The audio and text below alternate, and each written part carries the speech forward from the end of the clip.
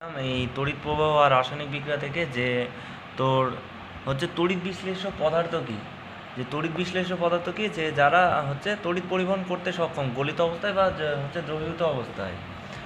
আর হচ্ছে তড়িৎ বিশ্লেষ্য পদার্থের মধ্যে আমি ভাগ দেখেছিলাম কি তীব্র তড়িৎ বিশ্লেষ্য আর হচ্ছে কি মৃদু তড়িৎ বিশ্লেষ্য। তীব্র কথাটার মানে হচ্ছে যারা খুব প্রচণ্ড পরিমাণে বিয়োজিত হতে পারে জলীয় দ্রবণে বা গলিত অবস্থায়। আর হচ্ছে তোর হচ্ছে মৃদু কারা, যে যারা খুব কম পরিমাণে আয়নিত হতে পারে, তাই না? তো তড়িৎ বিশ্লেষ্য পদার্থে হচ্ছে তড়িৎ প্রবাহের জন্য দায়ীকে অবশ্যই সেটা কি বলেছিলাম, আয়ন, তাই না? আর আর যেটা এখানে পড়ে রাখতে হবে অবশ্যই, আমি বারে বারে বলছি যে মৃদু তড়িৎ বিশ্লেষের যে ভাগগুলো আছে, মানে ভাগ বলতে কি অ্যাসিড হতে পারে, সেটা ক্ষার হতে পারে, মানে মৃদু ক্ষার মৃদু অ্যাসিড, এগুলো কিন্তু আমাকে ভালো করে দেখে রাখতে হবে, ঠিক আছে? আর একটা কি বলেছিলাম, যে একটা তড়িৎ বিশ্লেষণ যে পাত্রে সংঘটিত হয় তাকে কি বলা হয়, ভোল্টামিটার। আর সেখানে কি হয়, দুটো হচ্ছে ক্যাথোড আর অ্যানোড ব্যবহার করা হয়, তারপরে হচ্ছে তড়িৎ প্রবাহ চালনা করা হয়। এর ফলে কি হয়, অবশ্যই হচ্ছে তোর একটা রাসায়নিক হচ্ছে হচ্ছে তড়িৎ বিশ্লেষ্য পদার্থের ক্ষেত্রে যখন তড়িৎ পরিবহন করা হয় তখন অবশ্যই কিন্তু তার কী হয়, রাসায়নিক পরিবর্তন ঘটে, তাই তো? এইবার তারপরে আমি কি আলোচনায় এসেছিলাম, যে NaCl এর ক্ষেত্রে কি হয়। আমি আবার দরকার তোদের দেখাচ্ছি। NaCl হচ্ছে NaCl মৃদু না তীব্র তড়িৎ বিশ্লেষ্য? তীব্র, তাই না? আচ্ছা, তীব্র তড়িৎ বিশ্লেষ্য হওয়ার দরুন কী হয়, Na+ আর হচ্ছে Cl- আয়নে ভেঙে যায়। এবার অবশ্যই আমার ক্যাথোড আর অ্যানোড থাকবে। আমি ক্যাথোড মানে কি বলেছিলাম, যে নেগেটিভ মেরুর দিকে থাকে, তাই তো? ক্যাথোড মানে কি নেগেটিভ মেরুর সাথে যুক্ত। তাহলে নেগেটিভ মেরুর দিকে অবশ্যই কে যাবে, পজিটিভ যাবে। তাহলে কি ক্যাথোডে কে যাবে, অবশ্যই Na+ যাবে। আর অ্যানোড মানে কি, অ্যানোড মানে বলেছিলাম অবশ্যই পজিটিভ মেরু।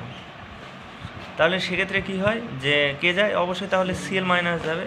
এবার এই ক্ষেত্রে কি হয়, যে অবশ্যই যে পজিটিভ আছে সে সবসময় কী হওয়ার চেষ্টা করবে, সুস্থিত হওয়ার চেষ্টা করবে। অবশ্যই এ তো আয়নে পরিণত আছে, তাহলে কী করবে, এই একটা ইলেকট্রন হচ্ছে গ্রহণ করবে, তাই না? দিয়ে কি তৈরি হবে, সোডিয়াম ধাতুতে পরিণত হবে। আর ক্লোরিন কি করবে, একটা ইলেকট্রন ত্যাগ করে Cl এ পরিণত হবে। দিয়ে একটা ক্লোরিন তো এরকম অবস্থায় থাকবে না, দুটো ক্লোরিন পরমাণু পরস্পর যুক্ত হয়ে কী করবে, Cl2 গ্যাস রূপে।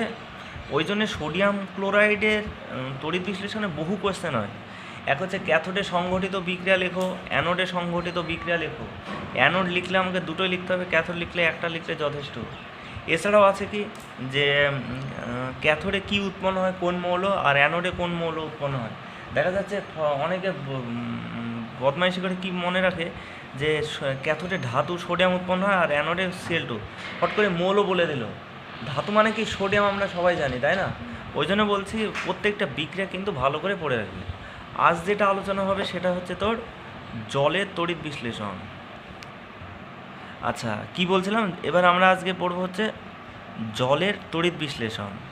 আচ্ছা, জল কি স্বাভাবিক, মানে একটা বিশুদ্ধ জলের কথা যদি বলি, বিশুদ্ধ জল কি তড়িৎ পরিবহন করে? না, কারণ বিশুদ্ধ জল H+ আর OH- আয়নে ভাঙতে পারে না, তাই না? বিশুদ্ধ জল, তাহলে অবশ্যই বিশুদ্ধ জলে তড়িৎ পরিবহন হবে না। এটা প্রশ্ন আসতে পারে যে বিশুদ্ধ জল কি তড়িৎ পরিবহন করতে পারে? অবশ্যই উত্তর হবে বিশুদ্ধ জল তড়িৎ পরিবহন করতে পারে না। তার কারণ হচ্ছে কি, ও H+ আর OH- আয়নে ভাঙতে পারে না। তাহলে আমি কিন্তু এখানে লিখেছি কি আবার জলের তড়িৎ বিশ্লেষণ। তাহলে কি করে তড়িৎ বিশ্লেষণ করব জলের? দেখ, জল কিন্তু এমন একটা নির্দিষ্ট দ্রাবক আছে যেখানে, মানে নির্দিষ্ট দ্রাবক মানে কি, কোনো অ্যাসিড মাধ্যমটা ধর আমি নিয়েছি H2SO4। দেখা যাচ্ছে একটা পাত্রে যদি H2SO4 অল্প একটু মৃদু পরিমাণ নিলেই হবে, তার সাথেই যদি আমি জলটা দিই অবশ্যই কী হবে, জল কিন্তু তখন হচ্ছে তড়িৎ বিশ্লেষণ করতে পারবে। হ্যাঁ, এই যে আমরা কারেন্টে শক টক খাওয়া, এগুলো কিন্তু এগুলো কিন্তু হিসেব মতো বিশুদ্ধ জল না। তো ঘটনা হচ্ছে, এখন জলের তড়িৎ বিশ্লেষণের কথা যদি ভাবি, অবশ্যই তার মানে কি, আমি এখানে তো এরকমভাবে পড়বি যে আগে একটু পরীক্ষাটা একটু বিবরণটা পড়বি, তাহলে তোর কী বলতো বাড়িতে সুবিধা হবে। আমি একটা তড়িৎ বিশ্লেষণ পাত্র নিয়েছি যাকে বলা হয় কি ভোল্টামিটার। তো এখানে অবশ্যই একটা প্ল্যাটিনাম তার এখানে একটা ক্যাথোড হিসাবে ব্যবহার আছে, আর এখানে কি প্ল্যাটিনাম তার অ্যানোড হিসেবে ব্যবহার আছে। এবার কি, নিচে তারের সাহায্যে আমার অবশ্যই তড়িৎ বিশ্লেষণ হবে। এখানে তো মানে হচ্ছে আমি কারেন্ট ফ্লো করব, ঠিক আছে? তো এখানে কি করা আছে, যে একটা হচ্ছে এখানে কিন্তু জল আছে, এখানে কি কি আছে, H2SO4, আর হচ্ছে তার সাথে কি আছে, জল। আর এই তড়িৎদ্বার দুটো কিসের? প্ল্যাটিনাম তড়িৎদ্বার। তো কী করা আছে, এই তড়িৎদ্বারের ওপর আমার একটা টেস্ট টিউবে জল ভর্তি করে এরকমভাবে রাখা আছে, ঠিক আছে? এখানেও একটা, এখানেও একটা। কেন এবার বলবো সেটা। এবার ধর তড়িৎ বিশ্লেষণ যদি হয় তাহলে জল কী হবে, এইখানে দেখাচ্ছে, হ্যাঁ, জল ভেঙে গিয়ে কী তৈরি হবে, এইচ প্লাস আর ওএইচ মাইনাস আয়ন তৈরি হবে। ক্যাথোড মানে কি, অবশ্যই আমি কি বলেছিলাম, এটা নেগেটিভ তড়িৎদ্বার ক্যাথোড। আর এটা হচ্ছে খুব সুন্দর চ্যাপ্টার না, একদম মজার চ্যাপ্টার। আর এটা কি পজিটিভ, তাহলে কি অ্যানোড। তাহলে নেগেটিভের দিকে কে যাবে, নিশ্চয়ই এইচ প্লাস যাবে এইদিকে, আর পজিটিভের দিকে কে যাবে, অবশ্যই ওএইচ মাইনাস যাবে, ঠিক আছে? এইবার হচ্ছে আমি বাকি বিক্রিয়াগুলো ওই দিকে দেখাচ্ছি, হ্যাঁ। তবে হ্যাঁ, তো আমি কি বললাম যে তাহলে ক্যাথোডে কে গিয়েছে, ক্যাথোড মানে ক্যাথোডে গিয়েছে অবশ্যই এইচ প্লাস, আর অ্যানোডে কে গিয়েছে ওএইচ মাইনাস, তাই তো? তো ঘটনা হচ্ছে এইচ প্লাস ক্যাটায়ন আর ওএইচ মাইনাস অবশ্যই অ্যানায়ন। ক্যাটায়ন কী করবে, ও অবশ্যই একটা ইলেকট্রন গ্রহণ করবে এইচ, কিন্তু এইচ হিসেবে তো থাকে না, তুই এরকমভাবে করতে, তাহলে 2H প্লাস, তাহলে অবশ্যই দুটো ইলেকট্রন গ্রহণ করবে, তাহলে কি লাস্ট অব্দি আলটিমেট ক্যাথোডে H2 গ্যাস উৎপন্ন হয়ে গেল, হ্যাঁ। এবার অ্যানোডে কী হয়, দেখ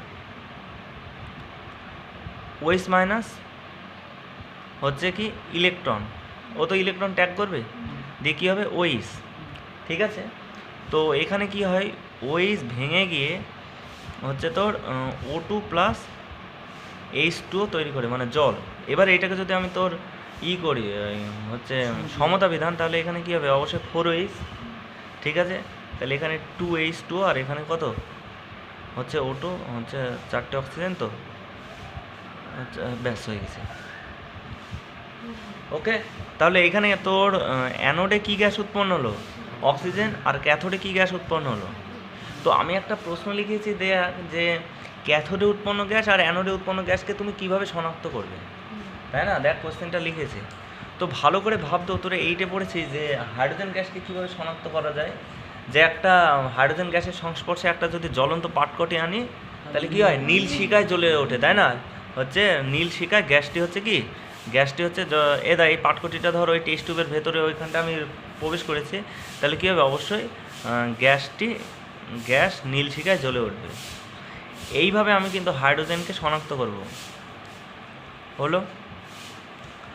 আর তাহলে এবার অক্সিজেন গ্যাসের শনাক্তকরণ করব। আচ্ছা, অক্সিজেন কি করবে, অক্সিজেনের কথা মনে আছে, যে একটা পাটকটিকে যদি আমি প্রবেশ করাই, তাহলে কি হবে, পাটকটির আরও হচ্ছে উজ্জ্বল শিখায় জ্বলবে। মানে পাটকটি বা ধর একদম শুধু একটু আগুন দেওয়া আছে তাই, কিন্তু সেখানে দপ করে দেখা যাচ্ছে এরকম করে হচ্ছে আরও উজ্জ্বল শিখায় জ্বলবে, হ্যাঁ। আচ্ছা, এখানে এইটা করে রাখলে ভালো হয়, 4OH মাইনাস, 4টে ইলেকট্রন ত্যাগ করছে, তাহলে 4OH, তাহলে এইখান থেকে হচ্ছে তোর ব্যাখ্যাটা সম্ভব ভালো হবে, তাই না? ব্যাস, এই হচ্ছে তোর কি হলো। আবার এটা তোর এইখানে যেমন আমি কি করলাম, একটা ইলেকট্রন গ্রহণ করেছে, তো তুই যদি এইখানে এইটা দেখা, সে আগের অবস্থায় এটা এই যে, তাহলে কি 4টে এরকম ধর, 4টে এরকম ওয়েজ তৈরি হয়েছে, 1 2 3 4টে। সমতা বিধান কিন্তু এখানে মাস্ট কিন্তু, হ্যাঁ।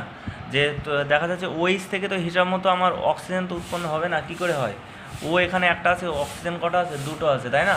সেই জন্য হচ্ছে কিন্তু। আর জলের তড়িৎ বিশ্লেষণে কিন্তু প্রচুর কোয়েশ্চেন হয়, যে জল কেন স্বাভাবিক অবস্থায় তড়িৎ পরিবহন করে না, জলের তড়িৎ পরিবহন করার ক্ষেত্রে আমার কি সাথে লাগে, মানে হচ্ছে অ্যাসিড হিসেবে কি দেওয়া দরকার, হচ্ছে ক্যাথোডে কী বিক্রিয়া ঘটে, অ্যানোডে কী বিক্রিয়া ঘটে, খুব সুন্দরভাবে পড়ে রাখবি। আর একটা কোয়েশ্চেন হচ্ছে যে ক্যাথোডে আর অ্যানোডে উৎপন্ন গ্যাসকে কীভাবে হচ্ছে তোমরা শনাক্ত করবে, হলো। নেক্সট আলোচনা হচ্ছে, কত মিনিট হলো, 9 মিনিট 25। আচ্ছা, কপার সালফেটের, এটা এই পেজে করি, নাহলে আটবে না।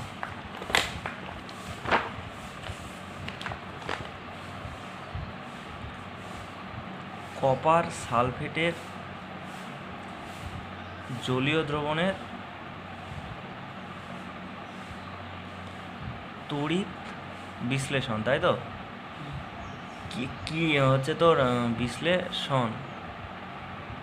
আচ্ছা, আর ওখানে দেখ আমি ওখানে কি বলেছি যে তড়িৎদ্বার হিসাবে কি ব্যবহার করব, এই কপার তড়িৎদ্বার, ঠিক আছে, কপার তড়িৎদ্বার। ঘটনা এত সুন্দর মজার ব্যাপারটা হবে দেখ, পাত্র নিয়েছি আমি, কপার সালফেট মানে কি CuSO4, তাহলে আমি আগে ভেঙে দিই CuSO4 কি সে হবে Cu2+ আর হচ্ছে SO4 2- হলো। কপার সালফেটের সাথে কি নিয়েছি জলীয় দ্রবণ মানে কি জল, জলও তো অবশ্যই কপার সালফেটের সঙ্গে উপযুক্তভাবে হচ্ছে H+ আর কি তৈরি করবে, হলো হলো তো। তো আমি কি বলেছি তড়িৎদ্বার হিসাবে কি ক্যাথোড একটা আর একটা অ্যানোড ব্যবহার করেছে, সে দুটোই কিসের কপার, এটা নেগেটিভ আর এটা হচ্ছে কি পজিটিভ। এটা ধরো আমার সেই দ্রবণ আছে, তার মানে হিসাব মতো ক্যাথোডের দিকে কে যাবে, কোন কোন আয়ন যাবে হিসাব মতো Cu2+ যাবে একটা, কিন্তু এখানেও কি অবশ্যই H+ যাবে, তাহলে এইদিকে কে কে যাচ্ছে Cu2+ প্লাস H+। কিন্তু এখানে মজার বিষয় হলো যে দেখ এখানে দুটো তো ভিন্ন আয়ন তৈরি হয়েছে, কিন্তু H+-এর চেয়ে Cu2+ এর হচ্ছে ইলেকট্রন গ্রহণের ক্ষমতা বেশি। কী বললাম বুঝতে পারলি তো, যে H+ তার মানে কি Cu2+ কী করবে, দুটো ইলেকট্রন কী করবে অবশ্যই গ্রহণ করবে, দিয়ে কী তৈরি করবে Cu। তাহলে নিশ্চয় আমার এখানে ক্যাথোড তড়িৎদ্বার যেটা আছে ওর উপরে আস্তে আস্তে Cu জমা হবে, বোঝা গেছে এটা। নেক্সট হচ্ছে কি, এটা হচ্ছে ক্যাথোড, তাহলে ক্যাথোডে বিক্রিয়া কী হয় H+-এর হয় না, H+ কোনো ইলেকট্রন গ্রহণ করতে পারে না, তার কারণে হচ্ছে কি কপার হচ্ছে ইলেকট্রন গ্রহণের প্রবণতা বেশি H+-এর তুলনায় কিন্তু। তাহলে এবার আমার অ্যানোডে কে কে যাওয়ার কথা SO4 2- আর হচ্ছে OH-, তার মানে অ্যানোডে কে কে যাবে, অ্যানোডে হচ্ছে SO4 2- আর হচ্ছে OH-। কিন্তু ঘটনা হচ্ছে এইখানে যে দুটো আয়ন আছে ওর চেয়ে এখানে এই দ্বন্দ্বটা কিসের, কপারের ইলেকট্রন ত্যাগের প্রবণতা বেশি। হিসাব মতো এরাও তো ইলেকট্রন ত্যাগের প্রবণতা দেখাতো, কিন্তু হচ্ছে কপারের ইলেকট্রন ত্যাগের প্রবণতা বেশি, তাহলে ইলেকট্রন ত্যাগ করে কি তৈরি হবে Cu2+। কোনটা কোনটা না না দাঁড়া দাঁড়া আমি এখনো পুরোটা বলি আগে, হ্যাঁ ঠিক আছে। কি বললাম এখানে কি তৈরি হলো, Cu থেকে দুটো ইলেকট্রন ত্যাগ, কেন আমি বললাম বুঝতে পেরেছিস তো, কপার যে আমি বললাম SO4 আর OH- চেয়ে কপারের হচ্ছে ইলেকট্রন ত্যাগের প্রবণতা বেশি, তাই হচ্ছে তার মানে এবার এবার আমি এখানটায় বলি, আমার তড়িৎদ্বার দুটো কপারে নিয়েছি, এখানে Cu আছে এখানেও Cu আছে, তাই তো এই Cu কি করবে, তার মানে এই দ্রবণে চলে আসলো কিভাবে Cu2+ চলে আসবে না ইলেকট্রন ত্যাগ করে, আর এইখানেও কি হয়েছে Cu2+ তৈরি হয়েছে না, এটা কার কোথায় থেকে এসছে, এই Cu2+টা এসছে কিন্তু CuSO4 থেকে, আর এখানে Cu2+টা এসছে কোথায় থেকে Cu থেকে। এবার মজাটা হচ্ছে এইটাই যে Cu2+ তার মানে কি এই Cu2+ এখান থেকে যেটা উৎপন্ন হলো সে অবশ্যই এখানে যাবে, এখানে কি আবার কি বিক্রিয়া ঘটবে এইটা, তার মানে ক্যাথোডের যে ধর তুই দণ্ডটা নিয়েছিলি আস্তে আস্তে কি ওপর দিকে কি হবে কপার জমা হতে থাকবে, ক্যাথোডে কপার জমা হবে, তাহলে অ্যানোডটা কি মোটা ছিল, তাহলে অ্যানোডটা কি হয়ে যাবে এরকম পাতলা হয়ে যাবে, বুঝতে পেরেছিস। তার মানে হিসাব মতো অ্যানোডে যত পরিমাণ তোর হচ্ছে Cu2+ বেরিয়ে যাবে তত পরিমাণে ক্যাথোডে ঢুকে পড়বে, মানে ক্যাথোডের ওপরে জমা হবে। এই হচ্ছে কপারের তড়িৎ বিশ্লেষণ, হেভি মজার না। এখানে হচ্ছে বহু কোশ্চেন হয় যে জলীয় দ্রবণের তড়িৎ বিশ্লেষণে কী কী ঘটনা ঘটে, এই দেখ তড়িৎ বিশ্লেষণের ব্যবহার যদি আমরা বলি তিনটে ক্ষেত্রে ব্যবহার করা হয়, এক হচ্ছে ধাতু নিষ্কাশন, তারপর হচ্ছে দুই হচ্ছে ধাতু পরিশোধন। ধাতু পরিশোধন করা মানে কি বলতো, ধাতুকে আরও সুন্দর করে আমি ধুবো, হ্যাঁ মানে আরও ভালো হচ্ছে বিশুদ্ধ তৈরি করব। আর তিন হচ্ছে নিশ্চয় তোরা শুনেছিস তড়িৎ লেপন, তাই না। আচ্ছা তো ধাতু নিষ্কাশন করা মানে কি,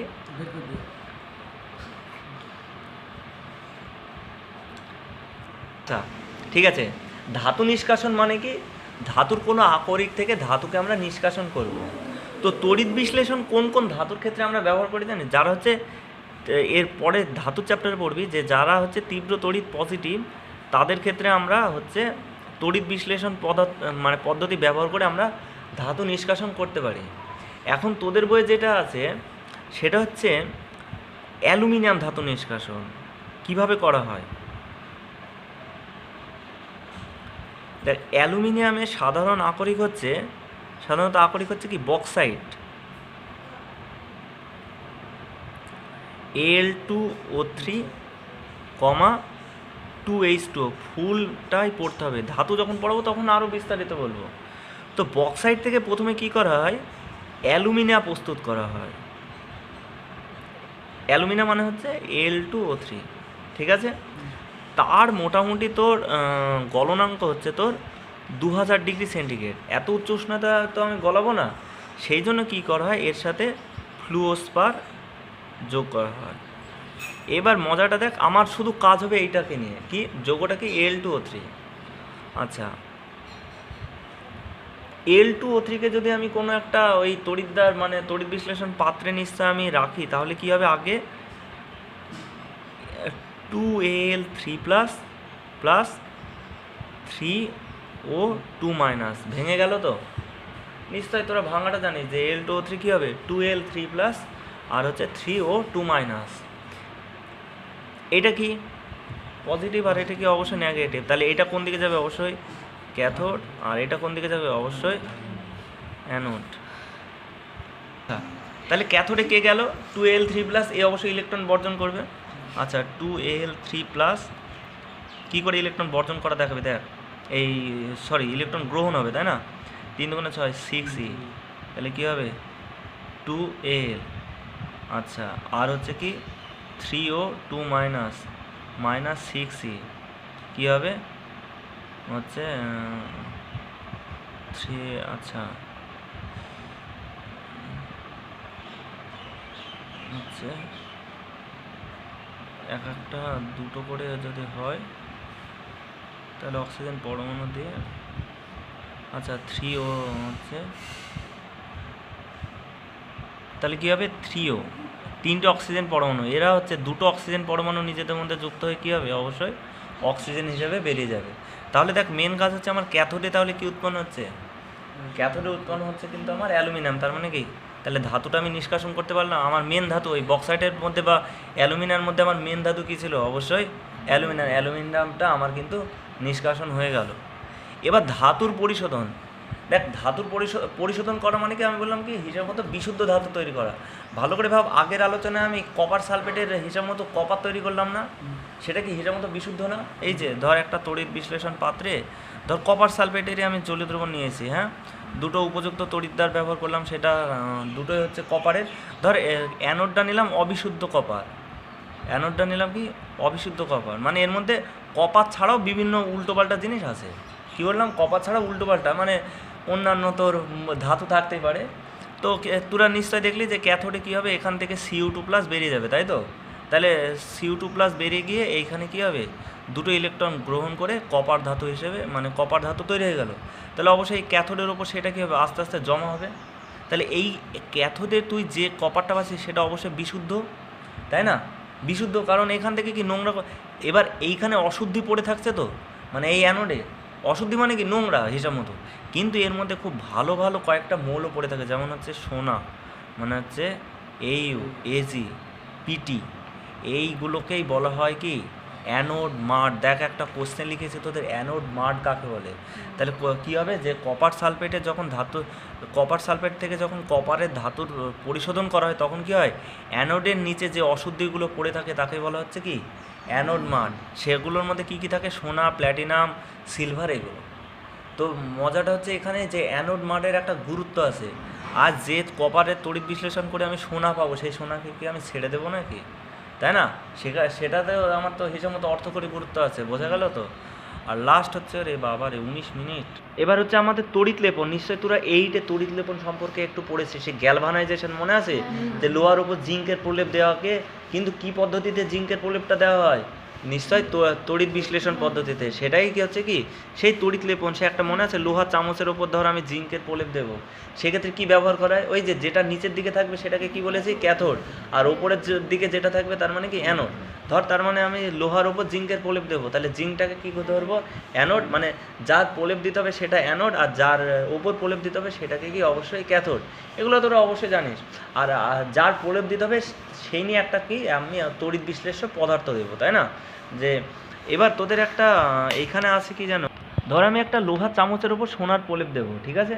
তো হচ্ছে আমি কি বললাম, যার প্রলেপ দিতে হবে তার ভিত্তিতেই কিন্তু আমার একটা তড়িৎ বিশ্লেষ্য পদার্থ যোগ করব, তড়িৎ বিশ্লেষ্য পদার্থ। তো সোনার যখন তড়িৎ বিশ্লেষ্য পদার্থ হিসেবে মানে তোর তড়িৎ লেপন করব, তখন পটাশিয়াম অরোসায়ানাইড ব্যবহৃত হয়। হ্যাঁ, অরোসায়ানাইড। এখানে কি হয়, পটাশিয়াম এটা তো তড়িৎ বিশ্লেষ্য পদার্থ, মানে এর মধ্যে দিয়ে অবশ্যই তড়িৎ পরিবহন হবে। আর যেটা হচ্ছে যার উপর তড়িৎ দেব, এই মানে হচ্ছে তড়িৎ লেপন করব, সেটাকে কী রূপে ব্যবহার করব, ক্যাথোড। আর যার যার দেব সেটাকে কি অবশ্যই অ্যানোড। তাহলে কি হয়, ধর এখান থেকে সোনা চলে আসবে, তো তোর সোনা আসবে, তো সেই সোনা কি হবে তোর ইলেকট্রন গ্রহণ করে এইউতে পরিণত হবে, সেটা কোথায় ক্যাথোডে জমা হয়ে যাবে। এরকমভাবে আস্তে আস্তে কি ক্যাথোডের উপরে একটা স্তর হয়ে যাবে, তাহলে কি সেটাকে বলা হচ্ছে কি তড়িৎ লেপন পদ্ধতি। ঠিক আছে, এই তোদের যেটা দেওয়া আছে, ব্যাস আর কিছুই নয়। তবে এখানে তড়িৎ লেপন থেকে ভালো ভালো কোশ্চেন হয়, যদি আমি তোর সবগুলো লেখা সম্ভব হয়নি, শর্ট যেমন যে সোনার যখন তড়িৎ লেপন করা হয়, সোনার প্রলেপ দেয়, তখন তোর হচ্ছে তড়িৎ বিশ্লেষ্য রূপে কী ব্যবহার করা হয়, পটাশিয়াম অরোসায়ানাইড KAuCN2।